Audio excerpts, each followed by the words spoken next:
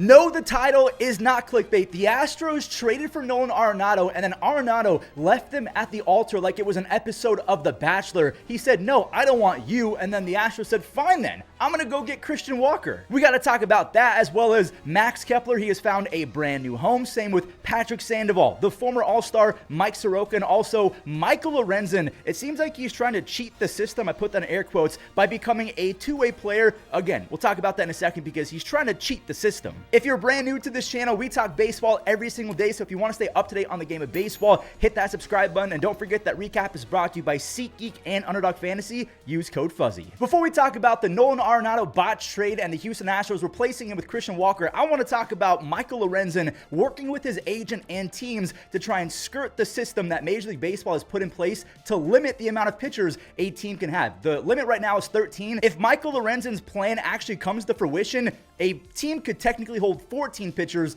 Let me explain. If you have no idea who Michael Lorenzen is, he was traded to the Royals last year. He put up a 1.6 ERA with them. He was really, really good. And he has a 3.8 ERA since 2016. But also, he is a super athlete. He is one of the better all-around baseball players in the game that we have. He is a two-way player, not technically, but if you would have watched him only in 2018, like if you were an alien, came down to watch baseball in 2018, you would have thought Michael Lorenzen was Shohei Ohtani because he hit 290 with 4 home runs. I mean, look at some of these web gems. An absolute super athlete. Now, for his career, he only hits 233 with an 84 OPS plus, but here's the trick. If Michael Lorenzen plays 20 games and has 3 plate appearances in those 20 games, he will qualify as a two-way player, which means that he will not count as a pitcher. You either qualify as one of 3 things: a pitcher, a batter, or a two-way player. And if Michael Lorenzen earns a two-way status, he keeps it for both 2025 and 2026. So he would literally be a cheat code like Ohtani, because Ohtani does not count against that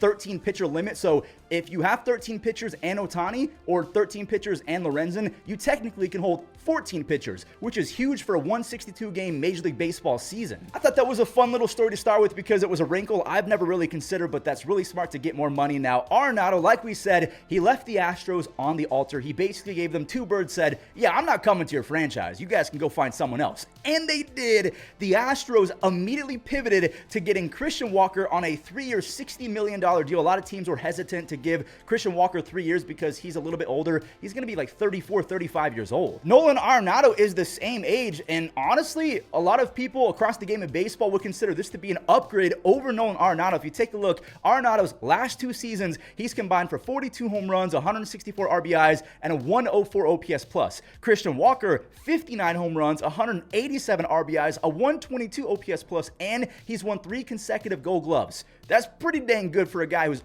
approaching 34. And again, you have to compare that to Nolan Arenado, apples to apples. They're both about the same age. And honestly, Walker right now seems like he has the higher upside, unless Arenado has magically found that bat speed and he's healthy all over again, like Cardinals fans were saying in the second half. Maybe saying Christian Walker is an upgrade is just absolute blasphemy because Arenado, he could be a Hall of Fame player. But as of right now, Christian Walker will be playing first base. Isaac Paredes is at third base. And again, he's going to be an absolute glitch with the Crawford boxes. Same with Christian Walker. That dude has multiple 30-plus home run seasons. Super small topic. I want to talk about how the Diamondbacks are going to pivot. Who is going to be the Christian Walker replacement? Because he's been a top 3 first baseman, top 5 first baseman the last few years. Maybe they go with a Pavin Smith because that's what Fangraphs is predicting right now. And he had a 145 OPS plus in 60 games last year. He was pretty good. I'd go with Adrian Del Castillo, the rookie. He's a catcher, but he hit 315 with 4 home runs and 19 RBIs his first 24 games. A lot of people have said he could be a great platoon guy with Gabriel Moreno, but I think that Moreno is a dog. He should be a full-time catcher, not a platoon guy. The Phillies are having a weird offseason because they've pretty much lost out on everyone, both in the free agency market and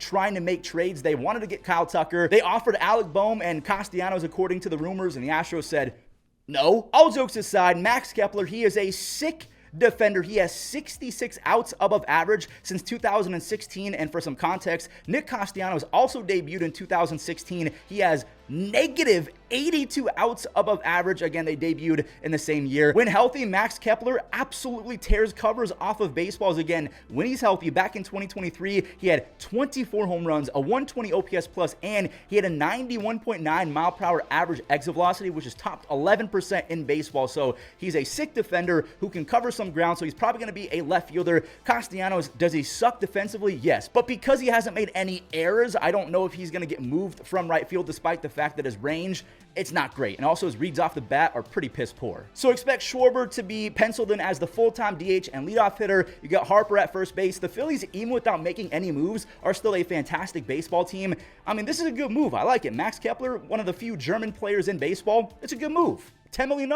I like it. From one lefty to another, the Red Sox are taking a flyer on Patrick Sandoval. We called him WBC Sandy for a long time because this dude looked like he could take over the ace job for the Angels. Yes, even over Ohtani, because in 2022, Patrick Sandoval, he had a 2.9 ERA, and then he looked even better in the WBC. He absolutely dominated. Now, he is coming back from Tommy John. He will not be available until the second half. That's why the roughly $20 million, $5.5 is being given to him in 2025. Again, basically for one half of baseball, and then the rest of it in 2026. I'm praying that Sandoval can unlock that curveball all over again and spot his fastball, because he has an unlimited ceiling when he's right, but he hasn't been right for quite some time. The Red Sox, they're praying that Andrew Bailey, who has been a pretty good pitching coach, he really fixed Tanner Houck. Maybe he does the same with Patrick Sandoval. We'll talk about Sammy Sosa after this next signing. We'll do this real quick. Mike Soroka, he's trying to prove to the Red Sox that, hey, it's a good idea to get a player with a high ceiling, but injuries and regression has really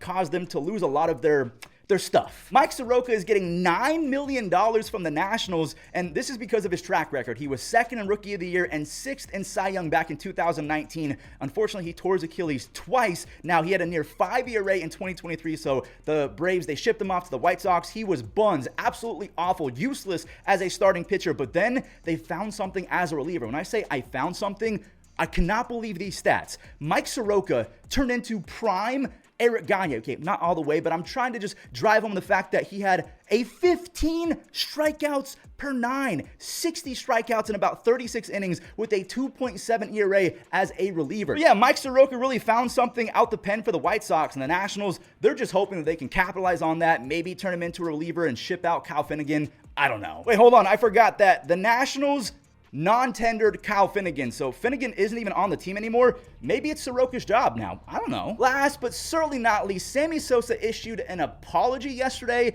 and everyone is reading this apology as if he's admitting to taking steroids. Allegedly, he took steroids. Now, let me try and explain exactly what he might be apologizing for. So the owner of the Cubs, Tom Ricketts, I think that's his name, he's basically barred Sammy Sosa from coming back to Wrigley Field to do events and fan meetups and stuff like that, because he believes that Sammy Sosa lied about taking steroids and he made the Cubs look really bad. This is the statement right here. Sammy basically said that he did everything he could to stay healthy and perform over a 162 game schedule, and that maybe he made some mistakes and that he has some regrets. That's basically what Sammy's trying to say, and people are reading between the lines and saying, hey, Sammy, we already know you took him, my guy. It's all good. You don't have to apologize. You saved the game of baseball with Big Mac. I understand that Sammy and Mark McGwire and Barry Bonds all probably took steroids. Again, that's just my opinion, but they did so pretty much through a blind eye from Major League Baseball. Again, this is all just my opinion. Bud Selig, the commissioner at the time, he saw these guys gaining 30, 40 pounds of muscle. Their heads grew to the size of watermelons. He's not a stupid guy who's the commissioner. You have to be smart and acknowledge that, yeah, these guys are cheating, but Major League Baseball wasn't even testing for steroids until 2003. From 98 to, what was it, like 2000, that's when the home run chases were happening between Sosa and McGwire. They saved the game when the attention to baseball was kind of dwindling, and then Bud Selig threw them all under the bus after 2003 when they started testing. Like, there's no way he didn't know, and again, to me, I think he turned a blind eye, but that's just my opinion. So it rubs me that Sammy has to apologize. Me personally, I feel like the apology is coming from a place of where he just wants to get back to Wrigley Field and do fan events and stuff like that. But again, it's just kind of a crazy saga that Bud Selig, the commissioner during the steroid era, who again, my opinion, turned a blind eye to everything that was going on, threw them all under the bus, but he's in the Hall of Fame. What do you make about all this?